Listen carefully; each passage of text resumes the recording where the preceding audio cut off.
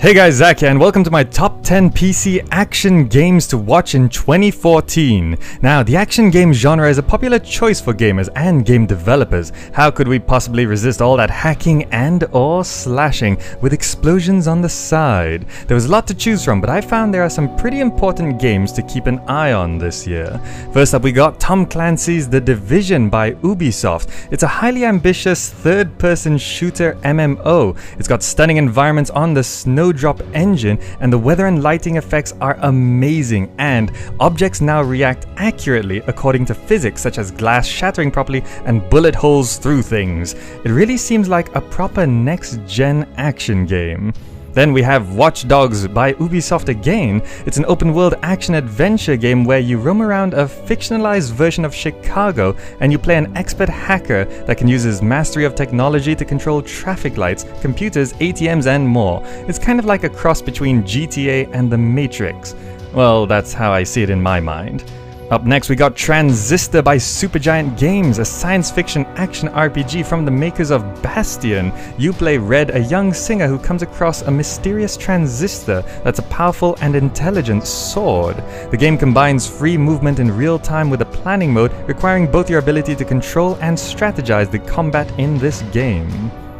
Then we have Hotline Miami 2 Wrong Number by Dennaton Games, a sequel to the original Hotline Miami. It's a 2D top-down action game that takes place before and after the events of the original game. You go through levels killing everyone in sight in this fast-paced yet requires some planning game. Although it has a retro art style, the violence is pretty graphic, so be prepared for a lot of red pixels on your screen.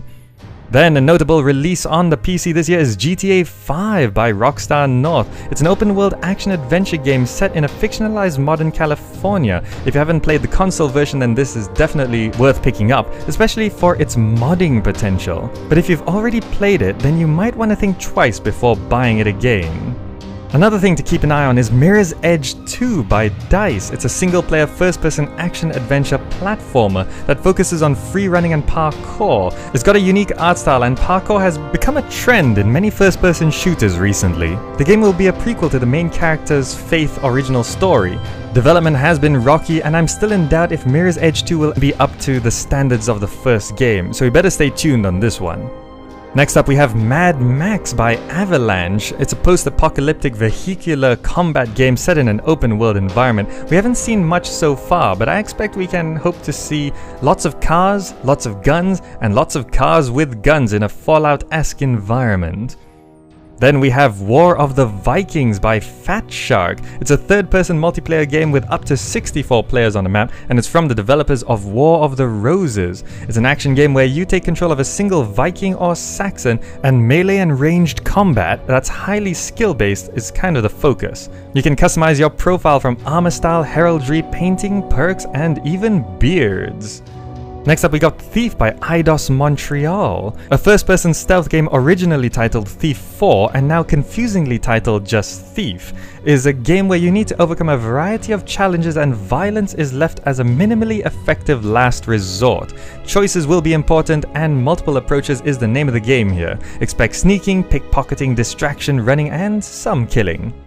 And finally, we have Overgrowth by Wolfire Games. It's an anthropomorphic third-person action game which is probably the most fun to keep track of thanks to the regular development update videos on the Wolfire Games YouTube channel. Overgrowth has an amazingly unique fighting system that's based around context-sensitive attacks, reversals, high mobility, and the environment. You have to see it to really get it, so if you haven't already, go check it out.